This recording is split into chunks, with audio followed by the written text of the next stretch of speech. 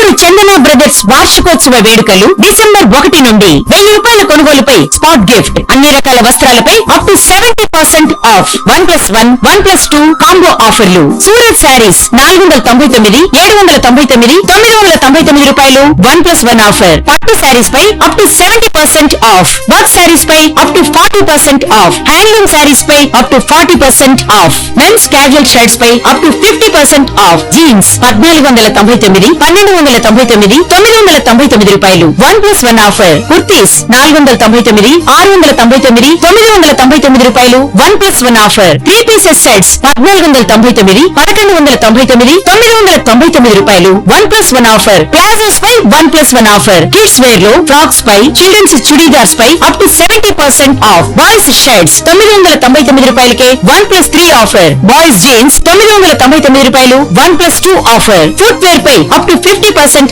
Of. 1 gram jewellery పై up to 50% off. విచ్చేయండి Chandana brothers, జిల్లా టవర్ సెంటర్, గుంటూరు.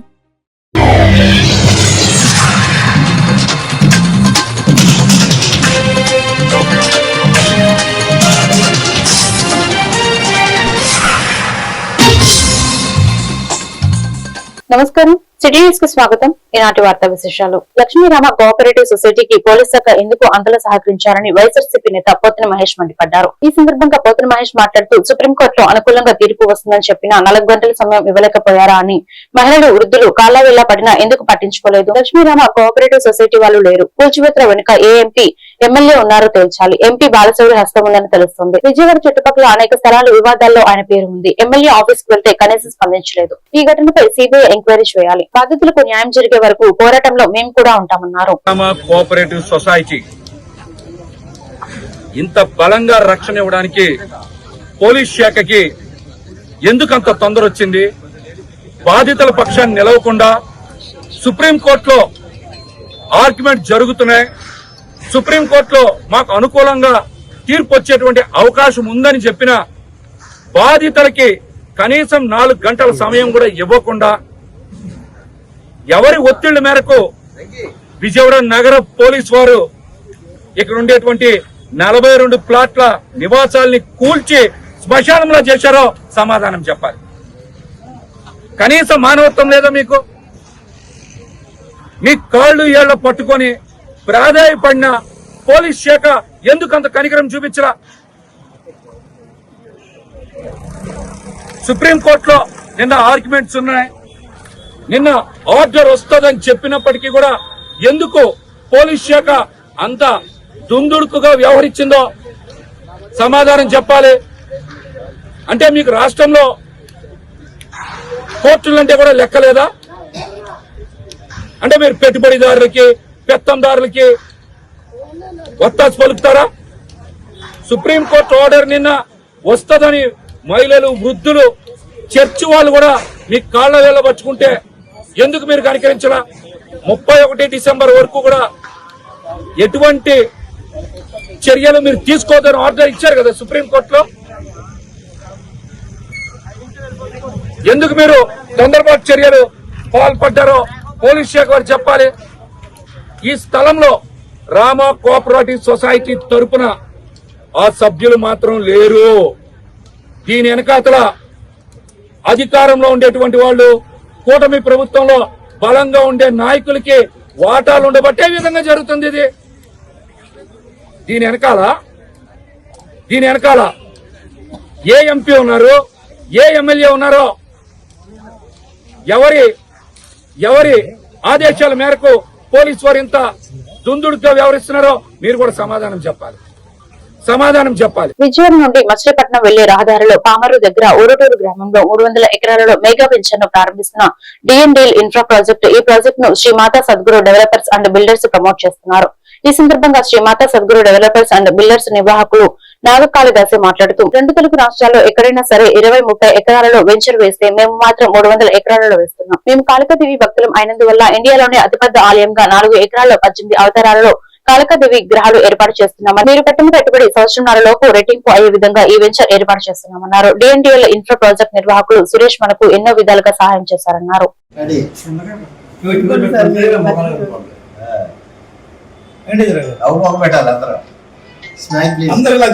నవమహ కిషోర్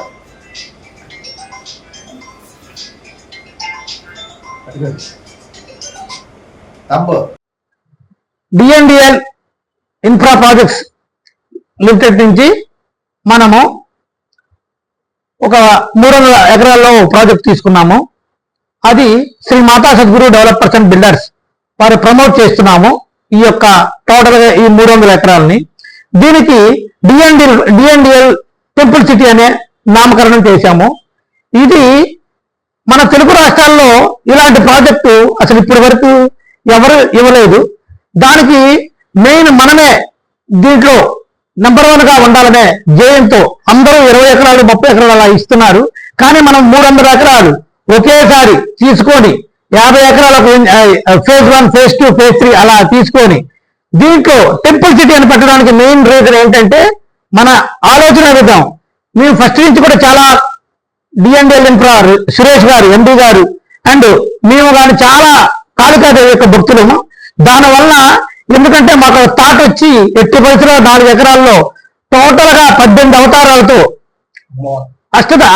అష్టాదశ పీఠాల లాగా ఆ నమూనాలతో ఒక పెద్ద టెంపుల్ ని అసలు టోటల్ ఇండియాలోనే ఫేమస్ అయ్యే విధంగా ఈ యొక్క ఒకే దాట అన్ని యొక్క దీంతో ఫస్ట్ ఒక 4 ఎకరాల్లో స్టార్ట్ చేస్తున్నాం. ఆ ఫస్ట్ వచ్చిన 50 ఎకరాల ఫస్ట్ ఫేజ్ లో నుంచి మన కంపెనీ నుంచి శ్రీ మాతా సద్గురు డెవలపర్స్ బిల్డర్ నుంచి ప్రమోట్ చేస్తున్నాము ఈ యొక్క డిఎన్డిఎల్ టెంపుల్ సిటీని. మీరందరూ మన యొక్క మార్కెటింగ్ మిత్రులు, మన యొక్క కస్టమర్స్ వీరందరూ ఎంతో విధంగా మీరన్నీ అదంతా కూడా కమర్షియల్ గా ఉంటది.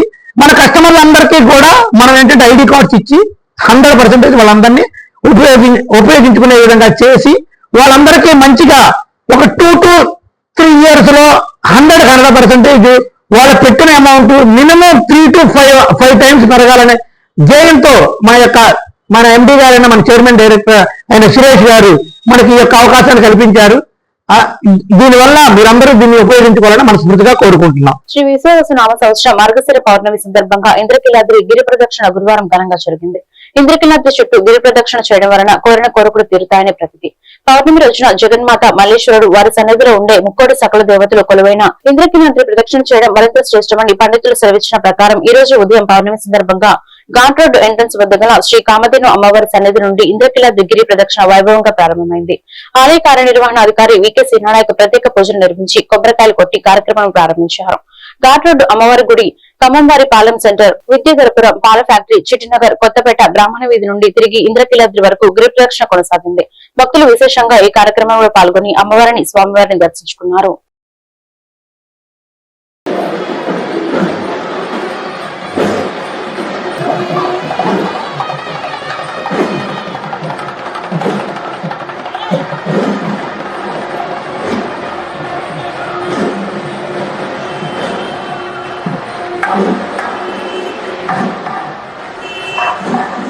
వారాహి సిల్క్స్ పట్టుచీరల షోరూమ్ ప్రారంభించిన hero Teja Sajja, heroine Meenakshi Chaudhary, Varahi silks chairman Manideep. ఈ సందర్భంగా హీరో సజ్జా తేజ మాట్లాడుతూ, హీరోయిన్ మీనాక్షి చౌదరి, మణిదీప్ మాట్లాడుతూ విజయవాడ రావడం సంతోషంగా ఉంది. ఎక్కడ చూసినా వారాహి హవా కనిపిస్తుందని, wish all the best Varahi silk. Multi star చేయాలి అనేది నాకు ఉందని, పైరసీ అనేది చాలా పెయిన్ఫుల్ అన్నారు.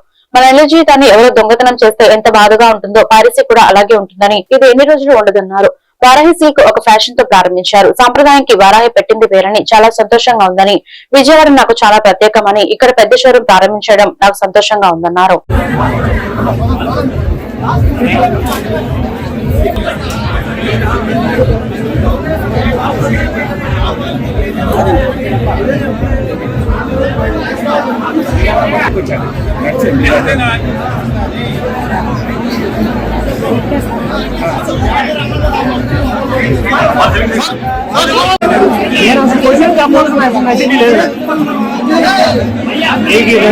కుదిరితే తీసుకెళ్ళాలి.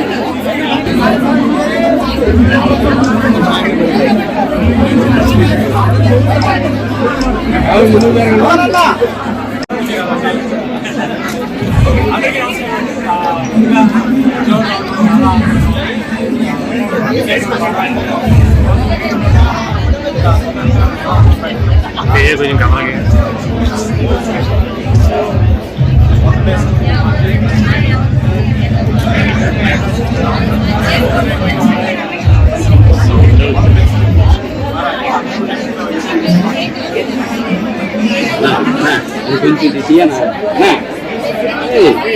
ఎలా పెట్టు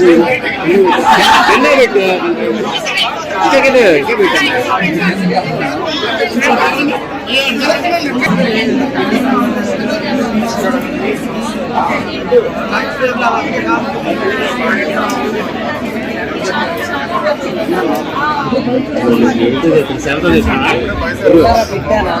ఇంకెందుకు మీరు సెల్ అడ్డెడతావా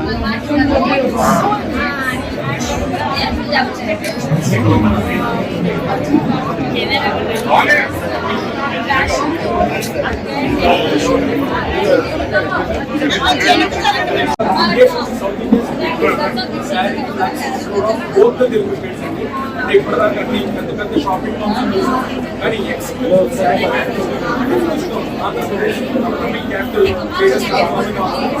దానికి సూపర్ హీరో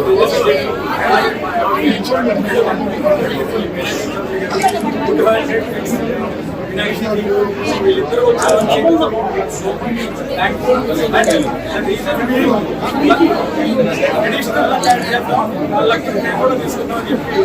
లక్కీ హ్యాండ్ మా దగ్గర తెచ్చుకున్నాను. సంజయ్ గారు మీకు తెలిసిందే బంగారం మీనాక్షి గారు సో ఓన్లీ రీజన్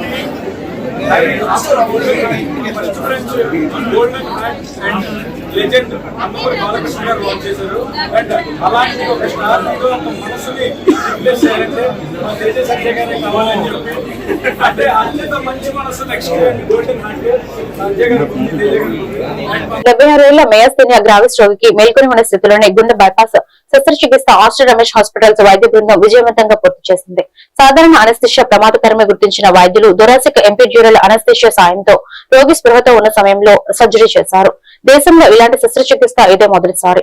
ఈ అరుదైన ఆపరేషన్ కార్డియో థొరాసిక్ సర్జన్లు డాక్టర్ జయరాం పాయ్, డాక్టర్ శివప్రసాద్ తదితరులు విజయవంతంగా నిర్వహించారు. ఆసుపత్రి ఎండీ డాక్టర్ పోతినేని రమేష్ బాబు మాట్లాడుతూ 37 ఏళ్లలో 25,000కు పైగా గుండె ఆపరేషన్లు చేసినట్లు ఈ తాజా విజయం వైద్య రంగానికి గర్వకారణమని తెలిపారు. శస్త్రచికిత్స అనంతరం రోగి ఆరోగ్యంగా కోలుకుంటున్నారని చెప్పారు.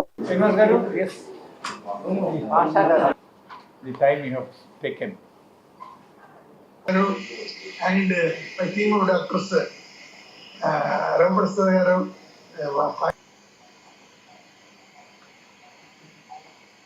Y. Satyanarayan Sharma garu, he is a patient who undergone surgery. Just this is the third post-op. Sharma garu, my experience on a beating heart without using the heart lung machine, and this is done in an awake procedure where patient is fully awake, he is on oxygen. ఈ press meet యొక్క ముఖ్య ఉద్దేశం ఏంటంటే కరెక్ట్గా 3 రోజుల క్రితం ఒక 76 సంవత్సరాల వ్యక్తికి ట్రిపుల్ బైపాస్ ఆపరేషను. అందులో ప్రత్యేకత ఏంటంటే ఎవేక్ కార్డియక్ సర్జరీ, అంటే రోగి కంప్లీట్గా ఏం జరుగుతుంది అంతా వినడం, మధ్య మధ్యలో పేషెంట్తో మాట్లాడటం. ఇది ఎవేక్ కార్డియక్ సర్జరీ అనేది చాలా చోట్ల జరుగుతూ ఉంది. అయితే ఇందులో ప్రత్యేకత ఏంటంటే 76 సంవత్సరాలు ఒకటి, నెంబర్ 1. నెంబర్ 2, మయాస్థీనియా గ్రెవిస్ అంటే ఒక రేర్ న్యూరలాజికల్ డిజార్డర్. అందులో ఏంటంటే కొంచెం వీక్నెస్ ఆఫ్ ది మజిల్స్. ఈ ఏజ్లో 76 సంవత్సరాలు అంటే ఆటో ఇమ్యూన్ మెకానిజం వల్ల స్టెరాయిడ్స్, తర్వాత పైరిడోస్టిగ్మైన్ అని కొన్ని మందులు అవన్నీ కూడా వాడుతూ ఉన్నారు.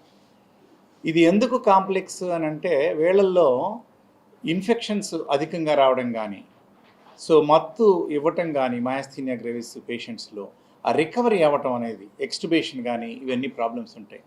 అందువల్ల వెంటిలేషన్ లేకుండా ఈ ఛాతీ భాగం వరకు మాత్రమే మనకి మత్తు వచ్చేటట్టు సర్వైకల్ అండ్ డార్సల్ స్పైన్ ఆ ఏరియాలో వీళ్ళు మత్తు ఇంజెక్షన్స్ ఇచ్చి ఆ స్పైనల్ కార్డ్ దగ్గర ఈ ఏరియాకి ఏం తెలియకుండా సర్జరీ చేసేటప్పుడు కట్ చేసినప్పుడు కానీ ఏం తెలియకుండా ఉండేటట్టు చేసి పేషెంట్తో మాట్లాడుతున్నారు. దీనివల్ల మనకి కాంప్లికేషన్ రేటు తక్కువ ఉండి within few hours patient recover అయిపోవడం.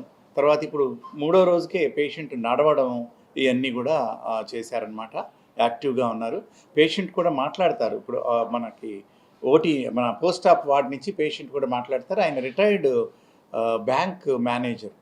So he was also, he was also seeing what is happening, and then గ్రామ అభివృద్ధి ప్రజలకు మరింత మంచి చేసేందుకు డిప్యూటీ సీఎం పవన్ కళ్యాణ్ పంచాయతీరాజ్ వ్యవస్థలో సంస్కరణలు తీసుకురావడం వలన గ్రామాలు ప్రగతి పథంలో ముందుకు సాగుతున్నాయన్నారు.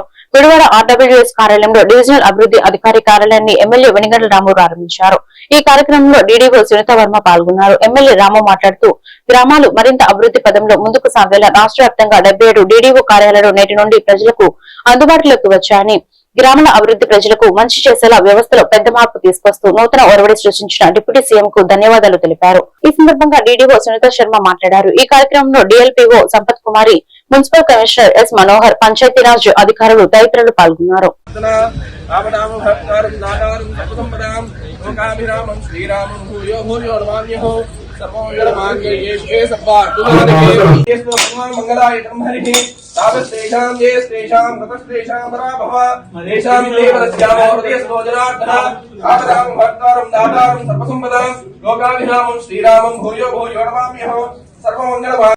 అయితే డైరెక్ట్ గా మేము కలెక్టర్ కంట్రోల్ చేస్తాం, చెప్పి కంట్రోల్ కాదు,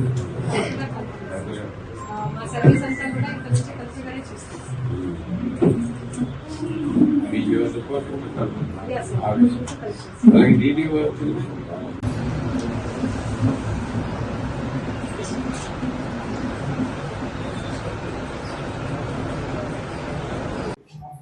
ఈరోజు గుడివాడలో డివిజనల్ డెవలప్మెంట్ ఆఫీసర్ కార్యాలయాన్ని ఓపెన్ చేయడం జరుగుతుంది.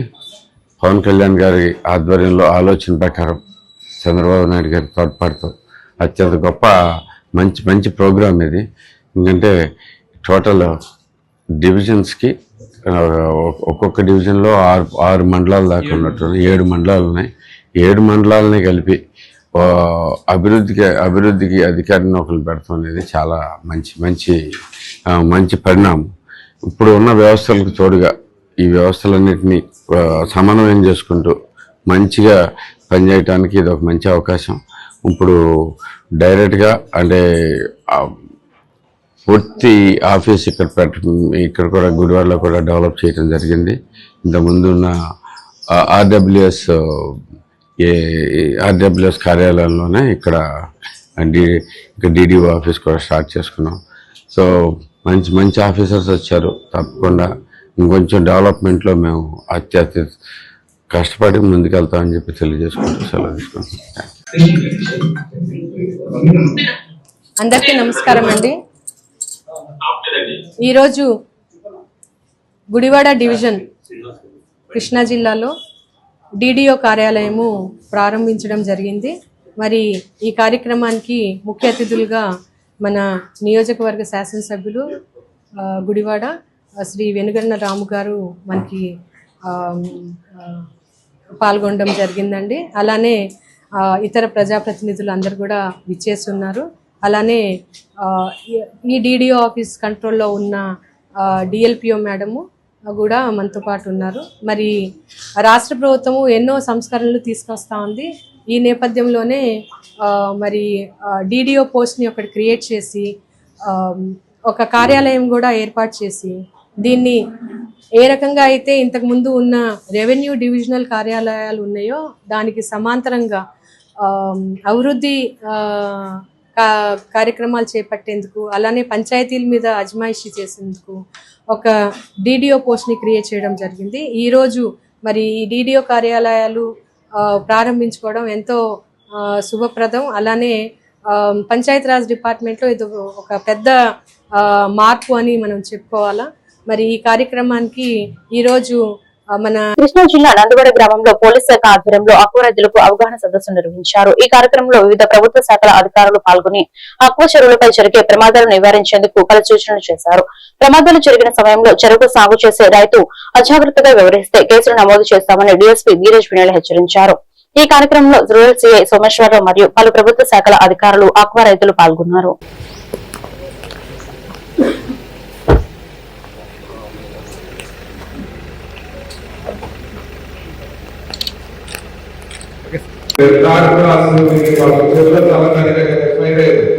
ఏది కూడా ఏ క్వాలిటీ అనేది మీ దగ్గర స్టాక్ పెట్టకూడదు. లైసెన్స్ జనరల్గా ఆ గోడౌన్ దగ్గరకు వచ్చేసి గోడౌన్లో ఫైర్ అవ్వడం జరుగుతుంది. కాబట్టి మీరు ఎప్పుడు కూడా 6 feet కానీ 7 feet కానీ చెక్క ఎటువంటి ప్రమాదాలు కేరళలో వచ్చు, లేకపోతే మనుషులు ఎట్టుకోవడానికి కాబట్టి 12,000 నుండి మంచి అయితే 2,000 రూపాయలు. అదే చిన్న 12,000 వస్తాయి, ఏదో బాగా వస్తాయి. కాబట్టి మీరు ప్రతి ఈ రోజు నందివాడ మండలంలో ఆక్వా రైతులతో సమావేశం చేయడం జరిగింది. దీంట్లో ఫైర్, ఫిషరీస్, ఎలక్ట్రిసిటీ అందరి డిపార్ట్మెంట్లు వచ్చారు. వాళ్ళకి ఏమేం ప్రికాషన్స్ తీసుకుంటే లైఫ్ సేవ్ చేయొచ్చు అనేది తెలియజేయడం జరిగింది. అందులో భాగంగా పోలీస్ సైడ్ నుండి మేము సొసైటీలో జరుగుతున్న డెత్స్ లేకపోతే కష్టాలు చూసి చెల్లించి మా ఎస్పీ గారు ఆదేశాల మేరకు ఈ ప్రోగ్రామ్ కండక్ట్ చేయడం జరిగింది. మేజర్ గా ఇందులో డిస్కస్ చేసిన టాపిక్స్ ఒకటి insurance, current wire issues, next ఆవులు గ్రేజింగ్, ఇవన్నీ డిస్కస్ చేయడం జరిగింది. రైతులు కూడా సానుకూలంగా స్పందించారు. వాళ్ళు కూడా దే ఆల్సో ఫెల్ట్ ఎన్ని ప్రాణాలు కాపాడగలిగితే అంత బెటర్ అని they also came willingly forward. వాళ్ళతో ఫర్దర్ కోఆర్డినేషన్ చేసి మేము వీళ్ళని లైఫ్ లాస్ జరగకుండా చూస్తామని తెలియజేస్తాం.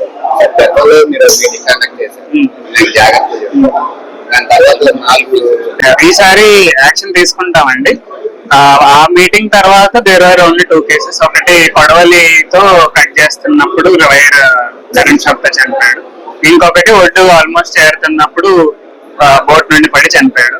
ఈ 2 ఇష్యూస్ కొంతమంది అప్పటికే ప్రికాషన్స్ తీసుకున్న మొత్తం అందరూ తీసుకోకపోవడం వల్ల జరిగిన ఇష్యూస్. నందివాడలో సుమారు 40,000 ఎకరాలు పిసికల్చర్ జరుగుతుంది.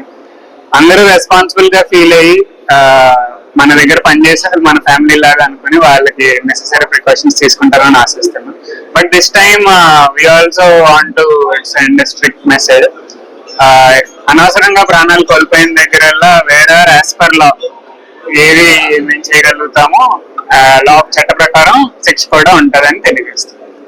కూటమి ప్రభుత్వం రైతు ప్రభుత్వం అని ప్రచారం చేస్తున్నారు. కానీ రైతుల కష్టాలు మాత్రం ప్రభుత్వం పట్టించుకోవట్లేదని, తుఫాన్ కి కోసిన ధాన్యం ఇప్పటికీ కూడా రైస్ మిల్లు చేరక మొలకెత్తిన పరిస్థితి ఉందని, కొన్ని చోట్ల మొలకెత్తిన పరిస్థితి ఉందని, గుడివాడ రూరల్ మండలం సిద్ధాంతం అడ్డరోడ్డు దగ్గర చూస్తే ధాన్యం మొలకెత్తిపోయిందని, ప్రభుత్వమేమో ప్రతి ధాన్యపు గింజ కొంటామని చెబుతున్నారు. కానీ రైతులు ఇబ్బందులు పడుతున్నారన్నారు. తుఫాన్ తో నష్టపోయిన రైతులు కూడా ఒక నయా పైసా కూడా ఇవ్వలేదని, ప్రభుత్వం ఈ విషయాలను పట్టించుకుని కౌలు రైతులకు న్యాయం చేయవలసిందిగా మేము సిపిఎం పార్టీ డిమాండ్ చేస్తున్నామని ఆర్సీపీ రెడ్డి అన్నారు.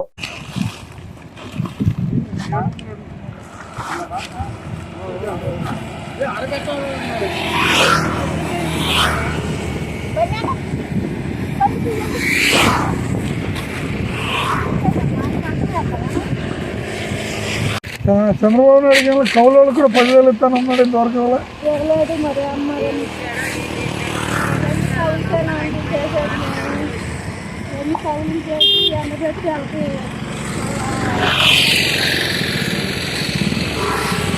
వద్దని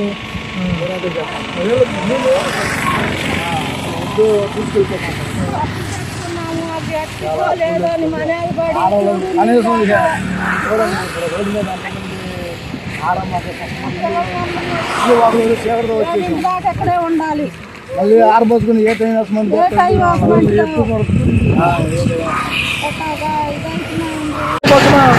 ప్రభుత్వం అన్నదాత సుఖీభవ కౌలు రైతులు కూడా ఇస్తాం 2వ పెడుతున్నారు. ఇంతవరకు అసలు వాళ్ళకి ఆ ప్రభుత్వం ఇచ్చే 10,000 రూపాయలు కూడా ఇప్పించలేదు. 2వ పక్కన చూస్తే నెల్లూరు దగ్గరికి ధాన్యాన్ని తీసుకెళ్తే వాళ్ళేమో తేమ శాతం ఇక్కడేమో ఆర్బీకేలను 24, 23 చూపిస్తూ ఉంటే వాళ్ళ దగ్గరికి వెళ్తే 27 వచ్చింది, 28 వచ్చింది, మేము కొనం తీసుకెళ్ళిపోండి అంటున్నారు. ప్రభుత్వం చెప్పే మాటలు ఇక్కడ చేతలు చాలా తేడా కనిపిస్తున్నాయి. మన ఎమ్మెల్యే గారు అయితే మొత్తం రైతులతో రోజు పర్యటిస్తూ రైతులకు ప్రతి ధాన్యం కింద కొంటాము, మీరు కంగారు పడద్దు అని పదే చెబుతున్నారు. కానీ అక్కడ మిల్లర్స్ కానీ లేకపోతే ఆర్బీకేలో కానీ ఈ ధాన్యాన్ని తీసుకుంటే వాళ్ళు సిద్ధపడలేదు, వాళ్ళు ఇచ్చిన రేటు ప్రకారం వాళ్ళు ఇవ్వట్లేదు. కాబట్టి ప్రభుత్వం ఇప్పటికైనా ఈ ఆలోచించి రైతుల కష్టాలని బయటపడేటట్టు, అలాగే తేమ శాతాన్ని కూడా పెంచాలి. ప్రభుత్వం ఇచ్చిన నామ్స్ ఏంటంటే తేమ శాతం 17% ఇచ్చింది. ఇక్కడేమో హడావుడిగా ఈ తుఫాన్ రీత్యా ఇక్కడ కోతలు కోసారు. కోసిన తర్వాత తేమ శాతం పెరిగింది. అక్కడికి వెళ్ళేటప్పటికి ఆర్బీకేకి రైస్ మిల్లర్కి తేమ శాతం తేడా కనబడుతుంది. దాని రీత్యా కూడా రైస్ మిల్లర్స్ రిజెక్ట్ చేస్తున్నారు, దానివల్ల ఇబ్బందులు వస్తున్నాయి. కాబట్టి ప్రభుత్వం ఇప్పటికైనా జోక్యం చేసుకుని ఎక్కడ ఇబ్బందులు ఉన్నాయో అక్కడ చూసి ఆ ఎమ్మెల్యే గారు కూడా ఇబ్బందులు ఎక్కడ ఉన్నాయో రైతుల దగ్గరికి వచ్చి అక్కడ ఆర్బీకే వాడతాము, అట్లాగే రైస్ మిల్లర్స్తో మాట్లాడి వాళ్ళ ధాన్యాన్ని ఇమీడియట్లీ ఎట్టే ప్రయత్నం చేయకపోతే రైతులు ఇంకా నష్టపోయే పరిస్థితి ఉంది. రైతుల కోసమే ఉండమని ప్రభుత్వాలు చెబుతున్నాయి, కానీ రైతుకు మాత్రం ఏం న్యాయం చేయట్లేదు. ప్రతిసారి రైతే నష్టపోతున్నాడు. ఆ రైతులో కూడా కౌలు రైతులు ఎక్కువ నష్టపోతున్నారు. ప్రతిసారి కౌలు రైతులు భూములన్నీ కౌలు రైతులు చేస్తున్నారు. ఇంతవరకు ప్రభుత్వం మొన్న తుఫాను కానీ ఇప్పుడు కానీ ధాన్యాలు కానీ ఇబ్బందులు ఉంటే వాళ్ళకి ₹1 కూడా ఇచ్చింది లేదు. రైతుల ఖాతాలో వేసిన అమౌంట్ కూడా రైతుల ఖాతాలో వేసి. ఏలూరు జిల్లా కొయ్యలగూడెం షిరిడి సాయిబాబా ఆలయం వద్ద ప్రతి గురువారం ప్రత్యేక పూజలు, భజనలు, అన్నదానం జరుగుతాయని, భక్తికి నిదర్శనంగా నిలిచిన ఆలయమని, అలాగే భక్తులు అధిక సంఖ్యలో పాల్గొనడం వలన ఆలయ ప్రాంగణం సందడిగా మారిందని ఈ కార్యక్రమంలో గాడి వెంకట పద్మావతి తెలియజేశారు.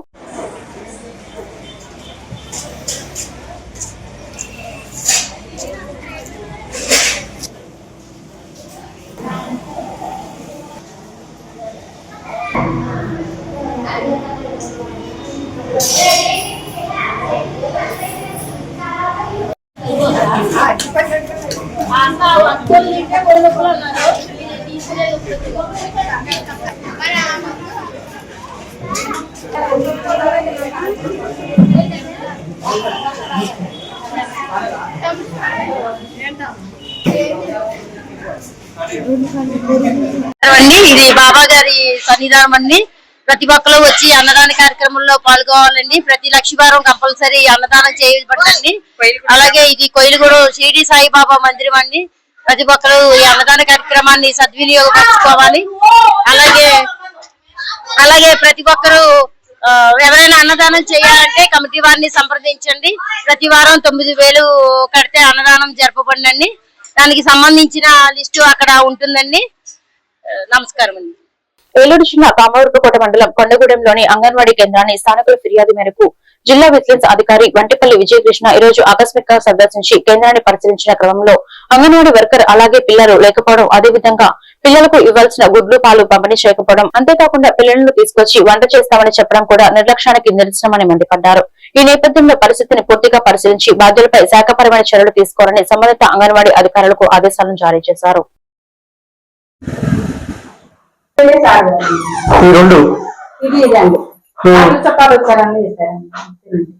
అసలు మీరు పెడుతున్నారా? అంగన్వాడీ కేంద్రం పెడుతున్నారా? పిల్లలు వస్తున్నారా? ఏరమ్మా పిల్లలు అంగన్వాడీ వర్కర్ ఏది? ఇక్కడ మంచాలు వేసి పడుకోవడం నాకు అర్థం కదా. చుట్టాలు వస్తుందంటే నాకు అర్థం కాదు. చుట్టాలు వస్తే అంగన్వాడీ కేంద్రం పట్టడం మానేసి మీరు మంచాలు వేసి పడుకుంటారా ఇక్కడ?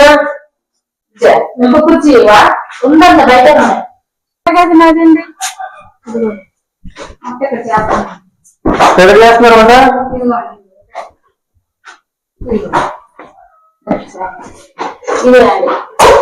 ఏం చేశారు వాళ్ళు వంట? ఇక్కడ పిల్లలకు వెళ్ళొచ్చానండి సార్ గారండి, ఉంటానండి. అంటే పిల్లలు ఇప్పుడు 11ంటికి వస్తే 8 గంటలకు పెడతావు వంట భోజనం? 12ంటికి అయిపోద్దండి సార్ గారండి. అక్కడ గ్యాస్ ఏంటండి చిటికి అయిపోద్దండి. ఒకసారి వెళ్ళొచ్చానండి. ఎన్నిసార్లు చెప్పిన? ఒకసారి వచ్చా, 2 సార్లు వచ్చా, అదే చెప్పాను. నాకు అర్థం కాదు. అసలు 10 గంటలకి 10 గంటలు ఉండాలి భోజనం. వండాలి. ఇప్పుడు 11 అయింది. చిటిక్లో ఉండేస్తాను అంటున్నావు నువ్వు. అసలు మీరేంటి రన్ చేస్తున్నారో చేయట్లేదు? మీ వల్ల అవుతా అవుతుంది చెప్పండి. మా వల్ల ఎందుకు కావాలండి సార్? మరి లేకపోతే ఇప్పుడు వరకు వంట చేయలేదు ఇక్కడ. అక్కడేమో పిల్లల దగ్గర 2 సార్లు వచ్చి 3 సార్లు వచ్చి చెప్తున్నావు. అంగన్వాడీ వర్కర్ ఇక్కడ లేదా? అవి ఏం చేస్తున్నారు మీరు ఇక్కడ? డ్యూటీ చేస్తున్నారా? ఏంటి ఏమన్నా మోపు చేస్తున్నారా? మాయ చేస్తున్నారా? మరి ఏది నువ్వు సమాధానం చెప్పే వ్యవహారం కూడా బాగా చాలా నిర్లక్ష్యంగా ఉంది మీ వ్యవహారం. ఏది వాళ్ళు అసలు ఏంటి వంట? ఏం చేయాలి అసలు వాళ్ళ వంట?